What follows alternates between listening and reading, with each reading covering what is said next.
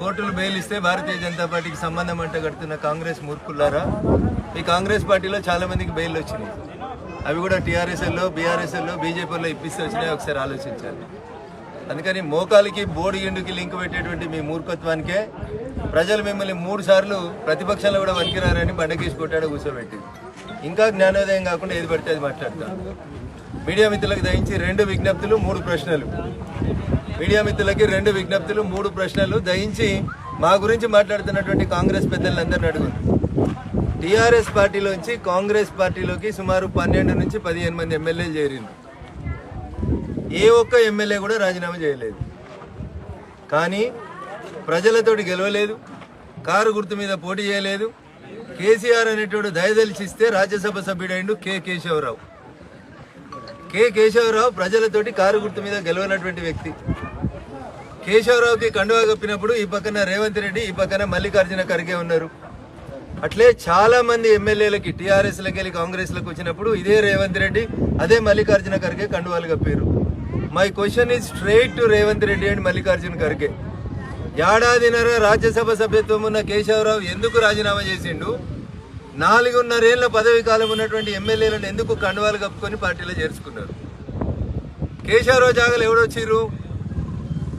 కాంగ్రెస్ పార్టీకి వెళ్ళి కవితమ్మ బెయిల్ పిటిషన్ ఆర్గ్యూ చేసినటువంటి అభిషేక్ సింగ్ మన్వి అనేట ఆయన కాంగ్రెస్ పార్టీకి వెళ్ళి రాజ్యసభకు పోటీ చేసింది. సో ఇది కాంగ్రెస్కి టీఆర్ఎస్కి ఉన్న బంధం అన్న. ఇంకో ప్రశ్న కూడా మా మీడియా మిత్రులు అడగాలి కాంగ్రెస్ వాళ్ళని.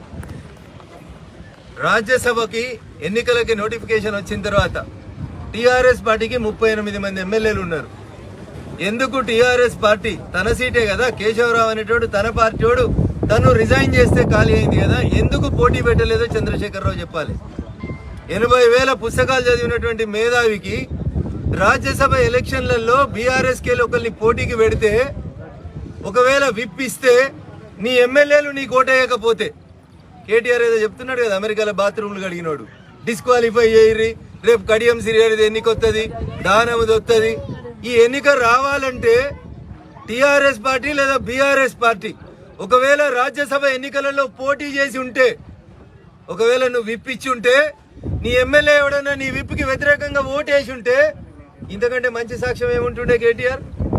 కేసీఆర్ ఎందుకు సమాధానం చెప్పరు? ఇలా రేవంత్ రెడ్డి చెప్తాడా, మల్లికార్జున ఖర్గే చెప్తాడా, రాహుల్ గాంధీ చెప్తాడా? చెప్పాలి. ఎవరితో కలిసిరనే దానికి ఇంతకంటే మంచి సాక్ష్యం ఏముంటుందో తెలంగాణ సమాజం ఆలోచించాలి. ఓరుగల్లు పోరాటాల గడ్డ మీదకి వెళ్ళి మాట్లాడుతూ ఉన్నా ఈ ప్రశ్న నేను. ఉప ఎన్నికలు వస్తాయంటాడు కేటీఆర్. ఎట్లొస్తాయి ఉప ఎన్నిక? బీఆర్ఎస్ పార్టీ గుర్తు మీద గెలిచినోడు చెయ్యి గుర్తు మీద ఎంపీకి సికింద్రాబాద్ లో పోటీ చేస్తే ఆయన రాజీనామా చేయించలే కాంగ్రెస్ పార్టీ. ఆ దానం నాగేందర్ కూడా సన్నాయి నొక్కులు నొక్కుతుండి. ఇవాళ కేశవరావు ఎందుకు రిజైన్ చేసిండు? ఒక మంచి సాంప్రదాయం కోసం, విలువల కోసం నేను పార్టీకి వెళ్ళి గెలిచినా అది ఆడ వారేసి వస్తున్నా అన్నాడు. ఈడ సాక్ష్యం మల్లికార్జున ఖర్గే, ఈడ సాక్ష్యం రేవంత్ రెడ్డి, కలిసింది ఢిల్లీ ఏఐసిసి ఆఫీసులో. మరి అదే నీతి, అదే నియమం, అదే నిజాయితీ. పార్టీ గుర్తు మీద ప్రజలు ఓట్లేస్తే గెలిచిరు కదా. ఈ 12 మందో 15 మందో, ఒకడు అంటాడు నియోజకవర్గ అభివృద్ధికి పోయినా అంటాడు, ఇంకోటి అంటాడు ఆత్మగౌరవానికి పోయినా అంటాడు, ఇంకోటి అంటాడు. ఎందుకు పోయినరో ఎమ్మెల్యేలు, గౌరవ ఎమ్మెల్యేలు, ప్రజల చేత గెలిచిన వాళ్ళు. కేశవరావు అనే పెద్ద మనిషి విలువలు పాటించినప్పుడు, విలువలు గల ఆయనను ఒక ఆయనను జాయిన్ చేసుకున్నామని మల్లికార్జున ఖర్గే చెప్పినప్పుడు, ఒకవేళ వీళ్ళ మధ్యలో మ్యాచ్ ఫిక్సింగ్ లేకపోతే, కాంగ్రెస్ బీఆర్ఎస్ మధ్యలో మ్యాచ్ ఫిక్సింగ్ లేకపోతే, కేశవరావు గారి రాజీనామా ఎందుకు వెంటనే ఆమోదం పొందింది? ఎందుకు అభిషేక్ సింగ్ మన్వి అనేటోడు తెలంగాణకి వెళ్ళి రాజ్యసభకు పోయిండు? ఎవరి అభిషేక్ సింగ్ మన్వి? ఎల్కేజీ పోరాడా? ఇంతకుముందు కాంగ్రెస్కి వెళ్ళి ఎంపీ చేసినోడు, నా లెక్కనే వకీలు. సుప్రీంకోర్టులో కవిత బెయిల్ పిటిషన్లో కపిల్ సిబల్ ఆర్గ్యూ చేసిండు, అభిషేక్ సింగ్ మన్వి ఆర్గ్యూ చేసిండు, ముకుల్ రోహిత్కి ఆర్గ్యూ చేసిండు. అదే రఘునందన్ ఆర్గ్యూ చేస్తే ఇదే పేపర్ వాళ్ళు ఏం రాస్తారు? బీజేపీ వాళ్ళు పోయి బీఆర్ఎస్లోకి ఆర్గ్యూ చేసిరు అని రాస్తారు. ఇలా మీడియా ఎందుకు మౌనంగా ఉంటుందో చెప్పాలి. ఎవరి ప్రయోజనాల కోసం మీరు నోరు మూసుకొని ఉంటున్నారో చెప్పాలి. ఇలా 3 ప్రశ్నలు కాంగ్రెస్, బీఆర్ఎస్, తెలంగాణ సమాజం ముందు ఒక వకీల్ సాబ్ ఉంచదలుచుకున్నా నేను. కేశవరావు లాగా మిగతా ఎమ్మెల్యేలని రాజీనామా చేయించకపోవడం వెనకాల కాంగ్రెస్ పార్టీ కుట్రైంది. కేశవరావు ఖాళీ చేసిన స్థానంలో రాజ్యసభకి ఎన్నికలు జరిగితే కేసీఆర్ అనే పార్టీ, బీఆర్ఎస్ అనే పార్టీ ఎందుకు క్యాండిడేట్ ను పెట్టలేదు? ఎందుకు విప్ జారీ చేయలేదు? ఎందుకు ఎమ్మెల్యేలని దొంగల్లాగా ప్రజల ముందు నిలబెట్టడంలో 80,000 పుస్తకాలు చదివిన మేధావి, అమెరికాలో బాత్రూములు చదివే కంప్యూటర్ ఇంజనీరు, వీళ్ళు ఎందుకు విఫలమైన అనేది ఒకసారి సమాజం ముందు ఉంచాలి.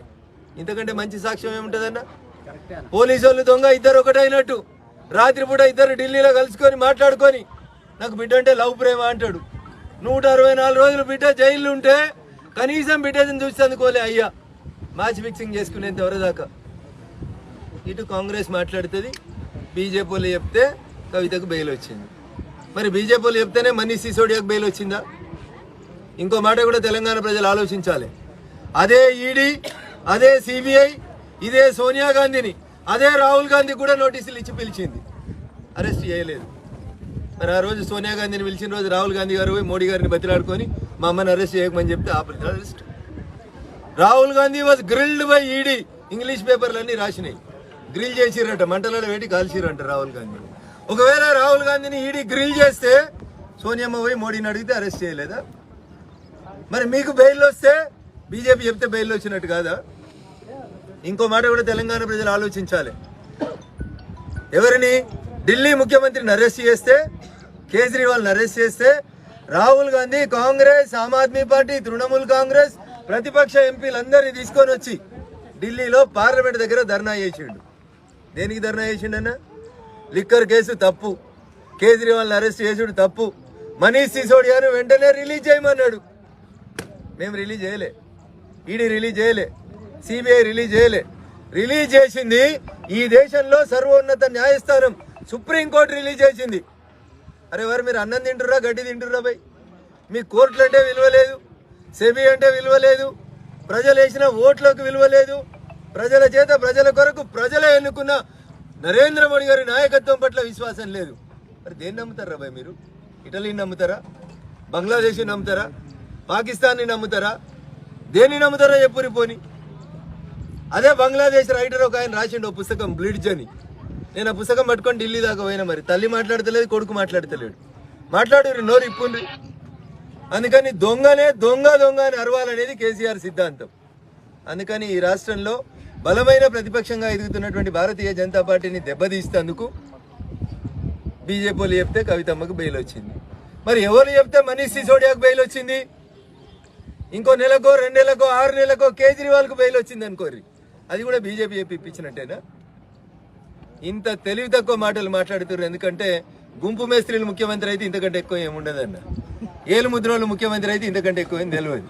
తెలియకపోతే తెలిసినోడు అభిషేక్ సింగ్ మన్వీనో, కపిల్ సిబాల్నో, లేకపోతే ఇటలీలో చదువుకొని వచ్చిన సోనియమ్మనో, ఇంగ్లాండ్లో చదువుకొని వచ్చిన మన్మోహన్ సింగ్నో, కేంబ్రిడ్జ్లో చదువుకొని వచ్చిన చిదంబరం అడుగు రేవంత్ రెడ్డి కరెక్ట్ చెప్తారు. అందుకని కోర్టులు ఇచ్చిన తీర్పును గౌరవించుండ్రి.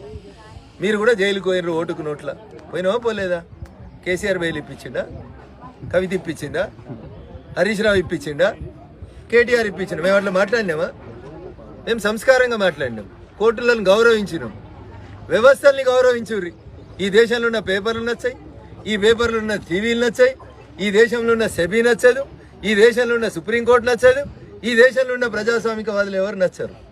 మనకు పాకిస్తాన్ వాడు నచ్చుతాడు, ఇటలీ వాడు నచ్చుతాడు, బంగ్లాదేశ్ వాడు నచ్చుతాడు, హిండెన్బర్గ్ పేపర్ నచ్చుతుంది. మరి నువ్వో ఎంపీ, నేను ఎంపీని. నీకు హిండెన్బర్గ్ నచ్చింది, నాకు బ్లిడ్జ్ నచ్చింది.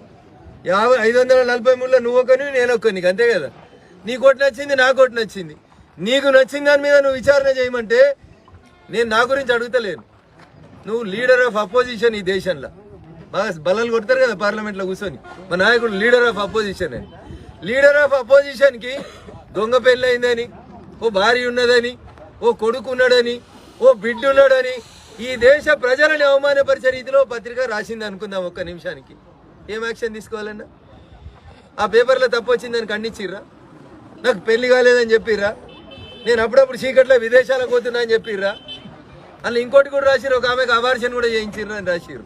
నా నోరు ఎందుకు ఖరాబ్ చేస్తారు?